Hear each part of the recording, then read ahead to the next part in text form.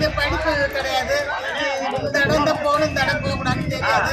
எங்களை வந்து அரசு பண்ணி உள்ள உட்கார வச்சுட்டாங்க. தண்ணி கூட இல்லாத, ஒரு டீ கூட இல்லாத நாங்கள் காலையில் 5 காசு போகலான்னு வந்து வழியில் வந்து எங்களை பிடிச்சிட்டாங்க. இப்போ சோட லாக் பண்ணிட்டாங்க. நாங்கள் இப்போ எல்லா வயசானவங்களும் உட்காந்துருக்கோம். பாண்டிச்சேரி ஏதாவது எங்களுக்கு உதவி பண்ணுங்க. 60,000 பணம் கொடுக்கணும்னு சொல்றாங்க.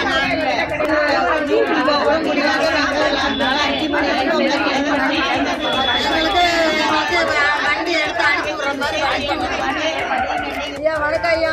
பாண்டிச்சேரியில காசு ஏற்ற வந்தோம். எங்களை இந்த மாதிரி யாராவது நாங்கள் வழி வரும்போது எங்களை வழி மடக்கி ஆர்டி ஆஃபீஸில் என்ன கேட்டாங்க. சரி இப்போ கேட்குறாங்களா பணம், நம்ம எப்படி ஆர்டி ஆஃபீஸில் கட்டுற மாதிரி கட்டுறதுக்கு வந்தோம். அவங்க தொல்பூர் எங்கள் ஊரில் அங்கேருந்து வந்து அரெஸ்ட் பண்ணி கொண்டு வந்து உள்ளே போட்டுட்டு 60,000 கட்டுன்றாங்க. பூட்டிட்டு வாங்க. அது கூட வக்கீல் உடஞ்சி ஆக்குறாரு. அந்த வக்கீல் 20,000 பணம் கேட்கிறாரு. இது என்ன, இது அநியாயமா இருக்குது. தாஜ்மஹாலை பார்க்க வந்தா எங்களை எந்த ஒரு அநியாயம் பண்றாங்க. எங்களை நீங்க தான் காப்பாற்றணும். சாப்பாடு இல்லாத பசுமா கிடைக்குது, காசு கிடையாது.